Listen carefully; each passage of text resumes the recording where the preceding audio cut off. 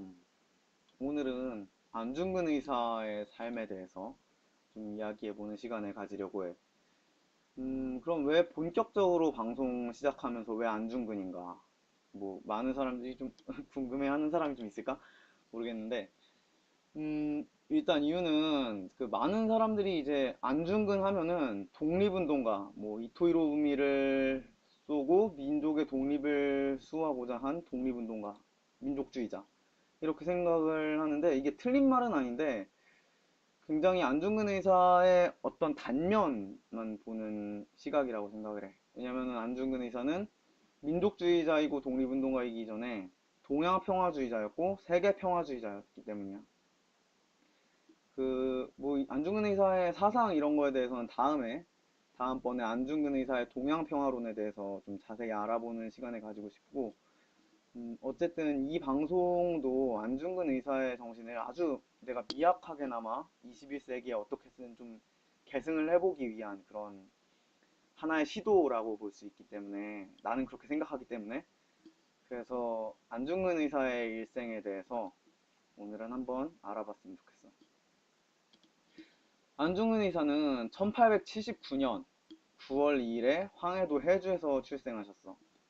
그리고 1884년 안중근 의사가 7살 때 갑신정변이 일어났어. 그 아마 그 근대사 배운 사람들한테는 매우 친숙한 그런 역사적 사건인데, 김옥균이나 박영효 등의 개화파가 정변을 일으켜서 정권을 잡았지만 그 명성황후 등 보수 세력이 이제 청나라 군대를 불려들였지. 그래서 3일 천하로 끝나고 개화파들이 이제 일본으로 쫓겨서 망명을 하게 된 사건이야. 근데 이때 안중근 의사 아버지가 그 박영효가 이제 개화파인 박영효가 70명의 그 똘똘한 학생들을 뽑아서 유학생으로 보내려고 했는데 그 중에 안중근 의사의 아버지가 있었어.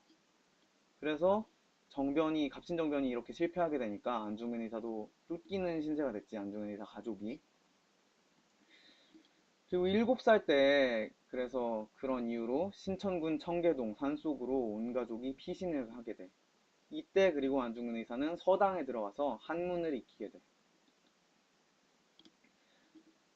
안중근 의사의 성격을 이제 보여주는 일화들이 몇 가지가 있는데, 우선 안중근 의사는 굉장히 좀 무인 기질 있잖아. 무인 기질이 굉장히 좀 강하신 분이었고, 의협심이 아주 강하신 분이었어, 어렸을 때부터.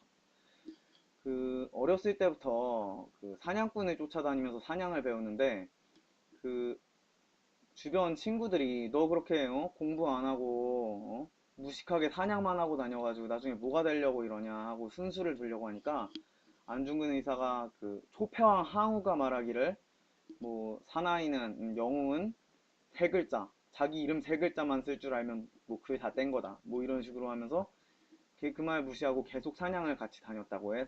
사냥꾼들이랑. 그리고 안중근 의사 자서전 안흥칠 역사를 보면은 17살부터 18살 사이에 안중근 의사가 즐겨했던 일이 친구와 의를 맺고 말을 타고 총 쏘며 사냥하고 또 음주와 가물을 즐겼다. 이렇게 돼 있어. 굉장히 그러니까 안중근 의사는 의협심이 있었던 약간 무인 스타일의 그런 분이었던 거지. 안중근 의사의 롤모델은 초패왕 항우였던 것 같아. 아무래도 그 초안지, 좀 많은 사람들이 이름은 들어봤을 텐데, 초안지가 이제 초나라의 항우와 한나라의 유방이 이제 중국 대륙의 패권을 놓고 진나라가 멸망한 다음에 싸운 그런 내용인데, 유방이라는 사람은 굉장히 좀 덕이 있는 그런 사람이야. 본인이 능력은 없지만 이제 능력 있는 인재를 스카우트할 줄 알고 매력으로, 그리고 그런 인재들을 이제 적대적소에 활용할 수 있는 인물, 그런 인물이 유방이었으면 항우는 그냥 완전 그 패왕이라는 이름의 그 별명에 걸맞게 싸움도 이제 부하들보다 본인이 제일 잘하고 아주 완전 그 뭐라고 해야 돼, 카리스마 넘치는 그런 마초적인 지도자 스타일 있지, 그런 사람이 항우였어. 근데 그 안중근 의사가 그 항우를 그 롤모델로 삼았던 것 같아.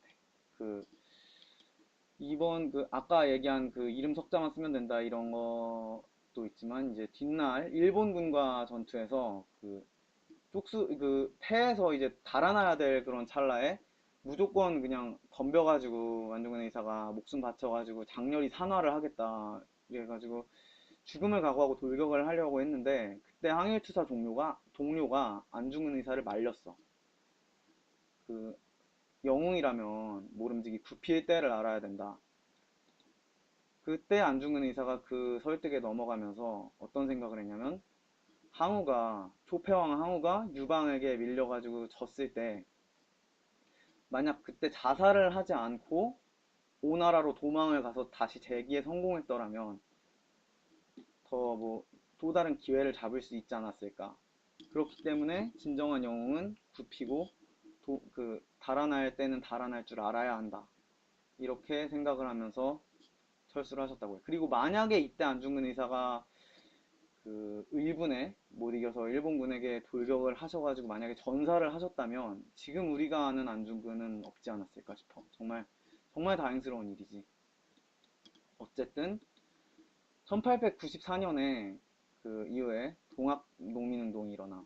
사실 우리 근대사에서 이 동학농민운동이 그 굉장히 긍정적으로 지금은 평가받고 있는 운동인데 그 당시에 아주 그 부패한 그 관리들과 양반들의 그 횡포에 못 이겨서 일어난 농민들의 그 반란, 그 동학농민혁명이라고도 하지. 그래서 그런데 안중근 의사는 사실 그 동학당에 대해서 별로 좋게 생각을 안 하셨어. 동학당을 일단 본인이 동학당을 토벌하는데 앞장을 서셨고, 그리고 일본군과 청나라가 개입하는 이제 명분을 줘가지고 청일전쟁의 도화선이 됐다. 그 동학농민운동이 그런 역할을 했다. 이렇게 안중근 의사가 비판을 많이 하시고 계셔. 그 자서전에 보면. 그래서 동학당 2만 명을 안중근 의사가 소수의 그런 그 의용군을 대동하고 격퇴를 했는데 이후에 그 동학당이 이제 남기고 간 군량을 동학당에서 뺏은 그 군량미를 탁지부 대신인 어윤중, 민영준이라는 사람들이 빼앗으려고 했어. 그래서 온 가족이 이제 모함을 당해가지고 천주교당으로 쫓겨가게 되는데 이때 이제 안중근 의사가 천주교에 입교를 해. 그리고 우리가 되게 많이 그 부르는 안중근 의사 이름이 이제 도마 안중근 되게 많이 들어봤을 텐데 나도 사실 이게 막연하게 이게 안중근 의사 호가 도마인 줄 알았는데 이 도마가 세례명이더라고요. 이더라고. 그게 토마스 세례명 안중근 의사 세례명이 토마스인데 그거를 이제 한문으로 음역을 해서 도마가 된 거야. 안중근 의사는 이제 돌아가시기 전까지 독실한 천주교인으로 살아가게 돼. 근데 여기서 되게 특별하게 얘기하고 싶은 건 음, 안중근 의사가 언제 한번 천주교 주교에게 대학을 설립해서 대한민족을 교육할 것을 한번 제안한 적이 있어. 근데 그때 그 프랑스인 주교가 그걸 거절을 해. 왜냐면은 이게 명분이 되게 웃긴데, 대한인이 교육을 받아서 머릿속에 든 게 많아지고 학식이 생기면 교를 믿는데 신심이 떨어지지 않겠냐, 신앙심이 떨어지지 않겠냐. 뭐 그런 명분 같지도 않은 명분을 내세우면서 거절을 하는데 안중근 의사의 제안을 이때 안중근 의사가 진짜 그렇게 생각을 했다고 해. 종교의 진리는 믿을지언정 외국인은 믿을 것이 못 된다 라고 생각을 하고 이후에 프랑스 말 배우는 것도 중지했다고 해. 이게 여기서 느낄 수 있는 게 그 안중근 의사는 천주교를 비록 받아들였지만 이게 우리 그 대한민족이라는 그런 정체성을 절대 버리지 않고 서구를 맹종하는 게 아니라 기독교의 천주교의 사랑과 평화의 정신을 아주 주체적으로 받아들였다는 거지. 절대로 우리 민족으로서의 뭐 정체성이나 이런 걸 버린 게 아니라. 어쨌든 안중근 의사가 이렇게 천주교에 입교를 했는데 그리고 또 안중근 의사의 성격에 대해서 또 더 얘기를 나누고 싶은 게 안중근 의사가 굉장히 뒤끝이 없는 성격이었어. 보면은 그거를 보여주는 일화가 두 개가 있어. 첫 번째로 안중근 의사 아버지를 갖다가 청나라 의사인 서가라는 사람이 있었는데 그 사람한테 안중근 의사 아버지가 병을 치료받으러 갔었어. 근데 청나라 의사가 난데없이 안중근 의사 아버지를 구타한 거야. 아무 이유도 없이. 그래가지고 안중근 의사가 그거에 대해서 따지러 갔는데 이 서가라는 사람이 적반하장으로 그냥 칼을 뽑아들고 안중근 의사한테 덤빈 거지. 근데 안중근 의사가 또 싸움은 좀 많이 좀 잘하셨던 분이잖아. 무인 기질이 다분하신 분이기 때문에. 그래서 그 의사를 어떻게 제압을 했어. 근데 그 이 의사가 또 여기서 끝낸 게 아니라 청나라, 그래서 청나라 사람이었으니까 청나라 관청에 그거를 고발을 한 거야. 그래가지고 안중근 의사 이웃이 또 안중근 의사 대신에 봉변을 당해. 그것 때문에. 그래서 안중근 의사가 결국 그 서가라는 의사와 법정 공방까지 가게 된 끝에 그 서가에게 유죄가 선고돼. 다행스럽게도. 근데 그 이후에도 또 안중근 의사가 또 화해를 하고 그 청나라 사람인 서가와 잘 지냈다고 해. 그리고 그것뿐만이 아니라 그 안중근 의사가 또 일생을 두고 되게 많은 도움을 받은 홍신부라는 사람이 있는데 이 신부님이 그 조금 신자들을 대할 때 약간 권위적으로 대한다 이렇게 수직적으로 좀 대하는 것 같다 이래가지고 안중근 의사가 비판을 했는데 이 신부님이 그 말을 듣고 화가 나가지고 안중근 의사를 때리는 일이 생겨. 근데 그때도 안중근 의사는 그 많이 그 분이 올라왔지만 참고 이후에 화해를 하고 진짜 안중근 의사 서거하실 때까지 순국하실 때까지 정말 잘 지냈다고 해. 의협심이 매우 강하지만 뒤끝이 없으신 분이었다는 거. 안중근 의사의 성격에 대해서 알 수 있는 분이야. 알 수 있는 부분이야. 그 1905년 러일 전쟁이 일어나고 러일 전쟁 이후에 을사조약이 체결돼. 이때 대한제국은 외교권을 박탈당하고 사실상의 거의 이제 독립의 그런 어떠한 기반을 완전히 잃는 그런 상황이 됐는데 이때 항일운동 거점을 만들기 위해서 중국 산둥과 상하이 일대를 안중근 의사가 여행을 했어. 근데 그때 이제 곽신부라는 분의 이분이 프랑스인인데 이분이 이제 이렇게 해외에서 돌아다닐 게 아니라 조선 땅에서 독립운동을 뭔가 해야 된다. 교육에 힘쓰고 경제를 개발하고 민심을 단합하고 실력을 길러야 된다. 이런 설득에 이제 안중근 의사가 그거를 수용을 하고 돌아오게 돼. 이후에 삼흥학교와 동의학교라는 그 학교를 세워가지고 교육에 힘썼어. 이때 안중근 의사가 그 외국어를 굉장히 많이 가르쳤다고 해. 당시에 그 이완용 모두 알고 있을 텐데 이완용이 그렇게 대한제국에서 높은 자리까지 오를 수 있었던 게 영어를 이완용이 굉장히 유창하게 잘했다 그래. 그래서 그거 하나만으로 그렇게 높은 자리까지 올라갈 뭐 원래 양반 가문이고 뭐 그렇긴 했는데 최고의 그 권력을 그걸로 틀어질 수 있었던 걸 보면은 당시에 이제 약간 지금의 외고 개념이야. 그러니까 외국어를 교육하는 기관. 외국어를 그 많이 배워서 청년들이 실력을 기르고 세계를 보는 안목을 넓혀야 된다. 이렇게 해가지고 교육에 힘을 쓰셨어 안중근 의사가. 자, 1907년 일본이 또 7조약을 강제로 맺었지.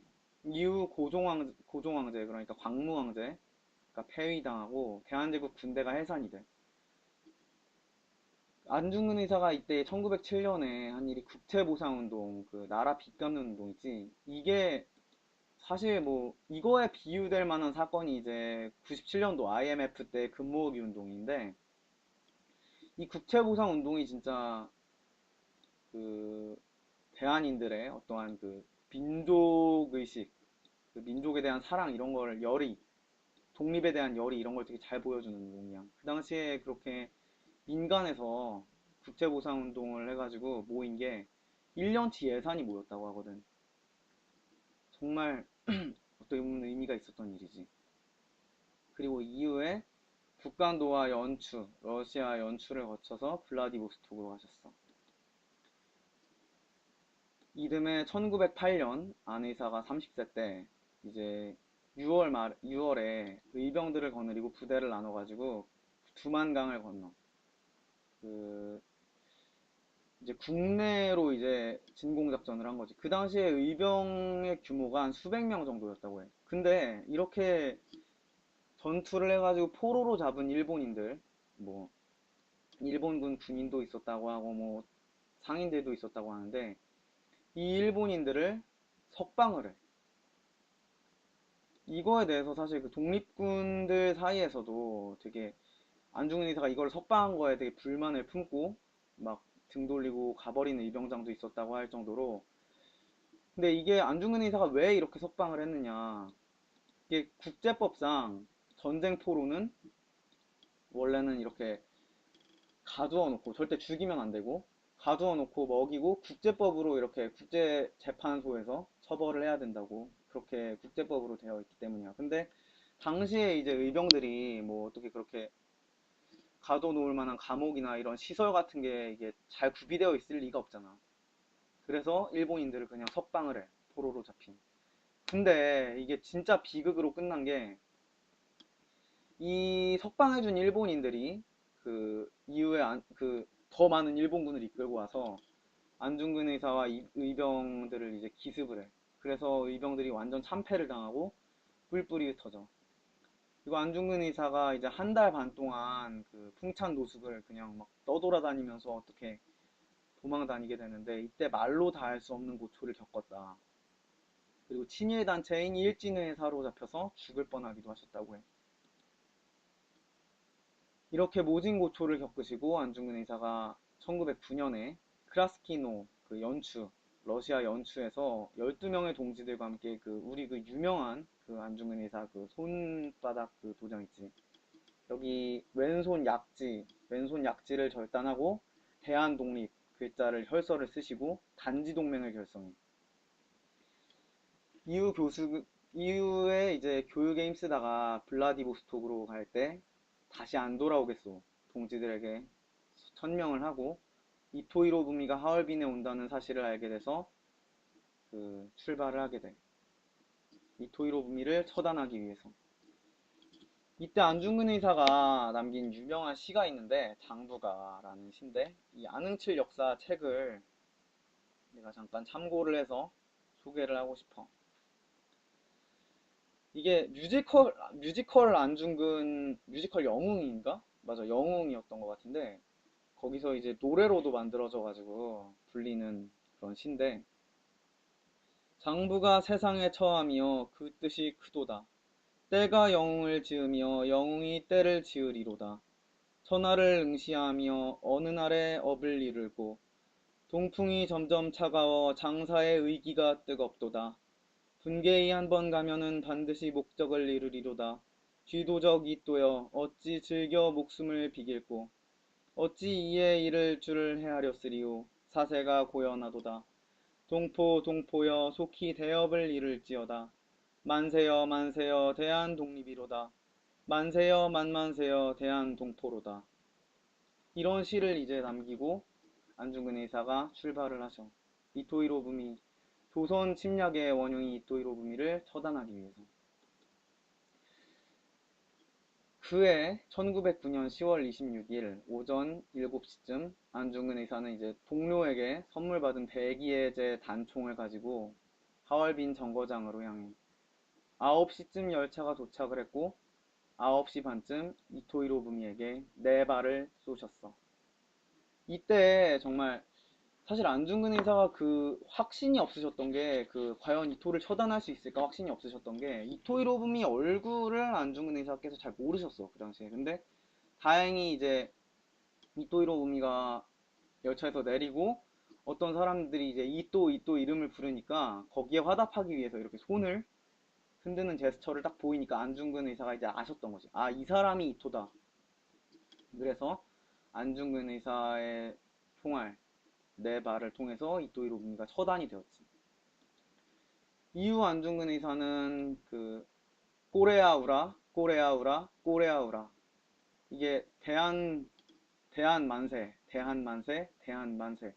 이런 뜻인데, 내가 사실 이게 우라 하니까 그냥 막연하게 러시아어겠구나 이렇게 생각을 했었는데, 러시아어가 아니라 에스페란토어래. 그러니까 뭐 만국공통어라고 그때 뭐 만들어진 에스페란토어라고 해.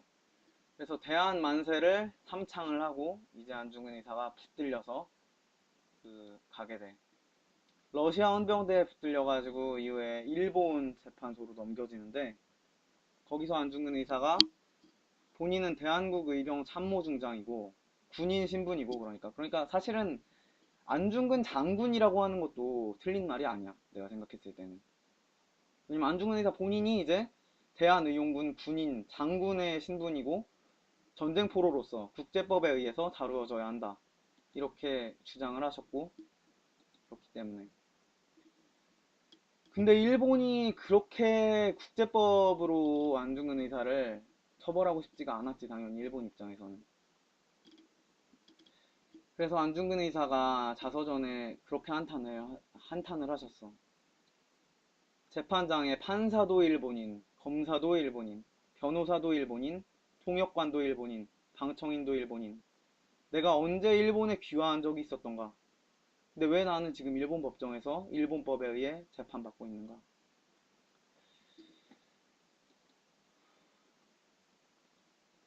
안중근 의사가 그 밝힌 이토 히로부미의 15가지 제목이 있어. 법정에서 밝힌 이토 히로부미의 15가지 제목. 이거에 대해서도 내가 한번 읽어주고 넘어가고 싶어. 첫째, 대한제국 민황후를 시해한 죄. 둘째, 대한제국 황제를 폐위시킨 죄. 셋째, 5조약과 7조약을 강제로 체결한 죄. 넷째, 무고한 대한인들을 학살한 죄. 다섯째, 국권을 강탈한 죄. 여섯째, 철도, 광산, 산림, 선택권을 강제로 빼앗은 죄. 일곱째, 제1은행권 지폐를 강제로 사용하게 한 죄. 여덟째, 대한제국 군대를 해산시킨 죄. 아홉째, 교육을 방해한 죄.